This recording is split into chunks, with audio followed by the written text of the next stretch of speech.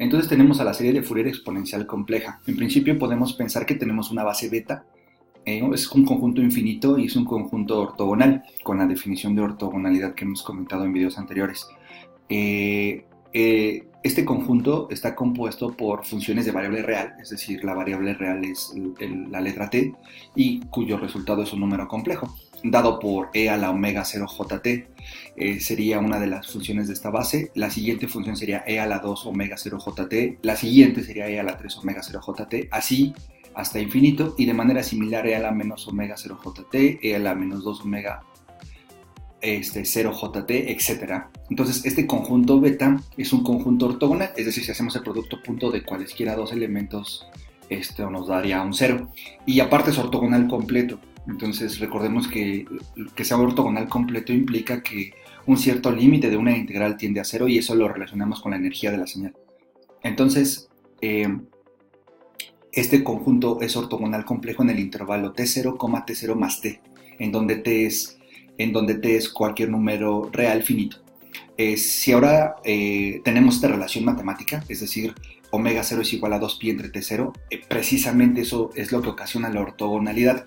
Si no tenemos esta relación matemática entre el omega 0 y el t0, entonces estos conjuntos no son ortogonales. Entonces aquí básicamente está la prueba en estas operaciones de que el conjunto realmente es ortogonal.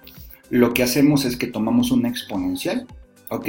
Y lo que hace diferente a una señal de otra es el valor del entero que multiplica al omega 0tj, ¿no? Entonces aquí es un 1, aquí es un 2, aquí es un menos 1, aquí es un menos 2. Entonces podemos asociarle una variable a este número, le llamamos n, y tomamos otra exponencial compleja de este conjunto, le llamamos m. Entonces lo que tenemos aquí es que vamos a hacer el producto punto de estas dos funciones y vamos a considerar que n es diferente de m.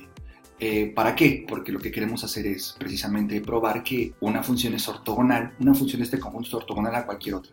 Entonces, pues, la prueba es muy rápida, lo comento nada más. Entonces, el producto punto de estas dos funciones exponenciales es la integral de t0 a t0 más t, de la función de la izquierda por la multiplicación de la función, del conjugado de la función que está a la derecha. Esa es la definición de producto punto en este espacio de funciones. Entonces, si hacemos esta multiplicación, pues como las bases son iguales, pues sumamos los exponentes, nos queda esta simplificación, y posteriormente pues integramos e a la at, tratamos a la j como constante. Entonces, estas integrales pues se pueden ocupar todo lo que sabemos de cálculo, y pensando que la j es simplemente una constante. Entonces, la integral de e a la at es e a la at entre a. Entonces, aplicamos a esa sustitución aquí, pues nos queda que esta función hay que evaluarla de t0 a t0 más t. Entonces, si hacemos el álgebra a esta cosa que está aquí, le he llamado alfa 0 para no estarlo reescribiendo tantas veces, y hay que evaluar esta función cuando t vale t0 más t y cuando t vale t0. Entonces nos queda esta sustitución. Observemos que una vez que estamos aquí, pues aplicamos la fórmula de Euler, y esto sería e a la 2pi n menos mj, que sería coseno, y luego sería más j seno de este argumento.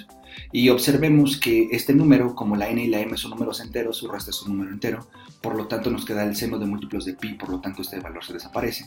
Y coseno de múltiplos pares de pi, pues es un 1, con este menos 1 se van. ¿Qué es lo que estamos diciendo? Lo que estamos diciendo es que el producto punto de una exponencial compleja con cualquier otra exponencial compleja es 0, por lo tanto es un conjunto ortogonal, pero la condición que tenemos es que n es diferente de m. Si n es diferente de m, observemos que lo que acabamos de hacer está bien definido, porque cuando n es igual a m, por el resultado de la integración, esto se indefine. Si n es igual a m, dividimos entre 0. Por lo tanto, ¿qué estamos diciendo aquí? Pues lo que estamos diciendo es que precisamente una función es ortogonal a cualquier otra que sea diferente a ella, porque un vector no es ortogonal a sí mismo, al menos que sea el 0, pero el 0 no lo contamos como... no nos importa la ortogonalidad del 0, ¿no? Entonces, lo que estás diciendo aquí es que, ok, cualquiera va a ser ortogonal, cualquier pareja va a ser, producto punto de cualquier pareja de funciones va a ser 0. Ahora, también aquí estamos considerando a la constante 1, ¿no? La constante es 1 cuando la n o la m valen, no al mismo tiempo, cuando valen 0, ¿no? Si valen 0 tenemos a la función 1. Entonces, lo que resta hacer pues es qué pasa cuando n es igual a m, cuando tengo el producto punto de una función consigo mismo. Y como sabemos, como así hemos definido la norma, pues el producto punto de una función consigo mismo va a ser la norma al cuadrado. Entonces, pues si hacemos el producto punto de una función consigo misma, tomamos a la función de la izquierda y la multiplicamos por el conjugado de la función de la derecha, pero como conjugar esta exponencial compleja es simplemente cambiar el signo al exponente, pues bases iguales suman 0 en el exponente, y eso nos da e a la 0, eso es un 1. Entonces vamos a integrar al 1 de t0 a t0 más t, y eso pues al final nos da t0. Por lo tanto, lo que estamos diciendo es que la norma al cuadrado de esta función es simplemente el número t0. Ok, entonces como tenemos ortogonalidad, podemos podemos deducir la serie de Fourier de esta función. Recordemos que la serie de Fourier es un coeficiente por un elemento de la base ortogonal más otro coeficiente por un elemento de la base ortogonal, y tomamos de esas sumas, y cuando hacemos tender estas sumas, de las sumas parciales tomamos la serie. Es decir, cuando n tiene infinito, pues entonces eso es lo que hemos definido como serie de Fourier. Y sabemos que si el conjunto es ortogonal, el coeficiente de Fourier se calcula como esta división de integrales, ¿no? Que no es otra cosa más que la motivación que hemos visto en videos anteriores, que es como una proyección, ¿no? Estamos haciendo una combinación lineal. La serie de Fourier va a ser una combinación lineal de este conjunto ortogonal que de cierta manera se parece a la función, y esa cierta manera es que minimiza la energía del error si el número si hay un n lo suficientemente grande, de tal manera que cuando calculo la energía del error eso tiende a 0. Entonces, aquí los coeficientes les vamos a llamar Ds. Entonces, aplicando esta formulita del coeficiente genérico de Fourier para esta base, pues resulta ser que la fórmula del coeficiente nos queda como esta integral entre esta constante. Observen que aquí nos quedaría la norma de la exponencial al cuadrado, pero eso es un 1 porque pues, la norma de la exponencial es coseno al cuadrado más seno al cuadrado, eso del mismo argumento, eso nos da un 1. Entonces estamos integrando un 1 en esta longitud, eso nos da t0, ¿no? De acuerdo a lo que hemos dicho. Entonces, la serie de Fourier exponencial compleja, pues la vamos a definir como la suma desde n igual a menos infinito hasta infinito, ¿ok? De los coeficientes de Fourier multiplicadas por esta exponencial compleja, en donde estos coeficientes se calculan realizando esta integración. Para que el conjunto sea ortogonal, debe de haber esta relación matemática entre el omega 0 y el t0. ¿Ok? Y entonces esto sería lo que habría que hacer. Entonces nos dan una función, verificamos las condiciones de Dirichlet que habíamos comentado en videos anteriores. Entonces aseguramos que va a existir por ahí la serie de Fourier. Entonces calculamos la fórmula de los Ds n's, que si recordamos los videos anteriores, las Ds es equivalente a las A y a las Bs, ¿no? Solamente que aquí solo hay que hacer una integral. Entonces hacemos esta integral y nos garantizamos que esta condición se satisfaga. Entonces, esta sería una manera de introducir la fórmula, la serie de Fourier exponencial compleja, pero no es la única manera como de motivarla. Otra motivación es lo siguiente. Pensemos en que tenemos la forma trigonométrica compacta. Si tenemos la forma trigonométrica compacta, resulta ser que simplemente aplicando algunas propiedades de las funciones trigonométricas podemos deducir que de la forma trigonométrica compacta podemos deducir la fórmula exponencial compleja. Entonces, la metodología sería la siguiente. Tenemos la forma trigonométrica compacta y lo que hacemos es que a la función trigonométrica coseno le aplicamos la identidad de Euler. Entonces, esto sería e a la teta j más e a la menos teta j entre 2. Es la manera en que representamos a la función coseno en términos exponenciales complejas. Entonces, si hacemos leyes de los exponentes en esta parte, podemos dividir esta suma que tienen en el exponente. La exponencial la podemos poner como una multiplicación, y también de esta manera. Ahora, lo que podemos hacer después es separar lo que es constante de lo que es variable, es decir, esta parte depende de la variable t, esta parte es constante, esta parte depende de la variable t, esta parte es constante. Y precisamente a estas constantes que dependen no de t sino de n, pues les vamos a llamar los dn's. Este sería el dn positivo y este sería el dn negativo. Voy a pensar que eso sucede cuando estoy dando un valor de n y vean, observen que la suma va desde 1 hasta infinito, pero cuando n toma un valor natural, pues precisamente este intercambio por el coseno me genera dos exponenciales complejas, una exponencial con exponente positivo, una exponencial con exponente negativo. Entonces vamos a llamarle a las dn's y las d menos n's.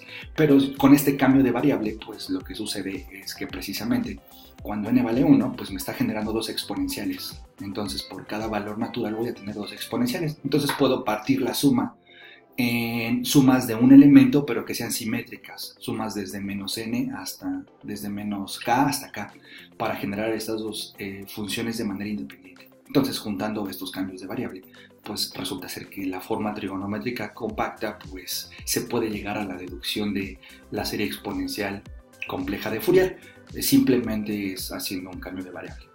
En los cambios de variable que se han propuesto, pues podemos observar que las relaciones matemáticas son las siguientes.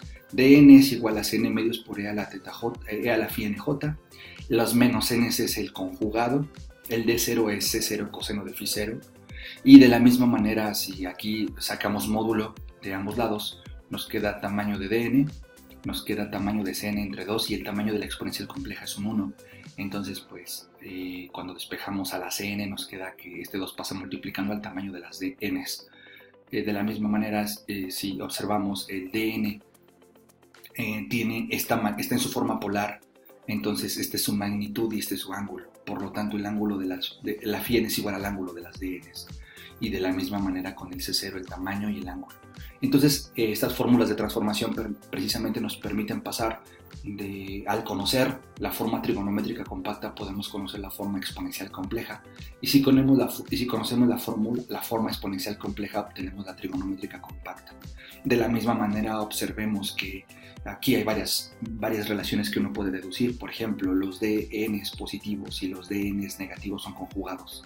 Entonces, si conoces a los dn's, ya sea los positivos o los negativos, pues inmediatamente puedes conjugarlo y conocer el d con el signo contrario correspondiente. Recuerden que la d es una fórmula que depende de la n. Entonces, esta d va cambiando conforme estás calculando el coeficiente de Fourier. ¿Ok? Entonces, esto sería como las dos motivaciones, ¿no?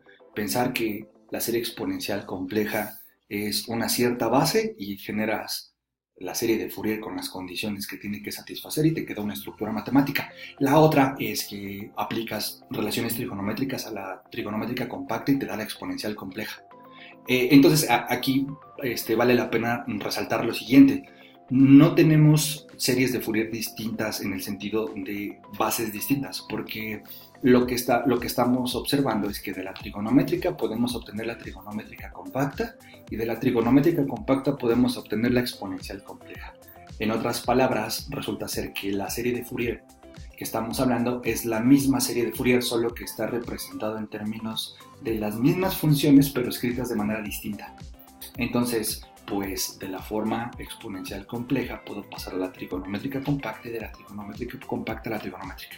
Entonces es la misma serie de Fourier escrito de distintas maneras. Entonces vamos en el siguiente video a ver algunas otras cosas sobre la serie de Fourier exponencial compleja.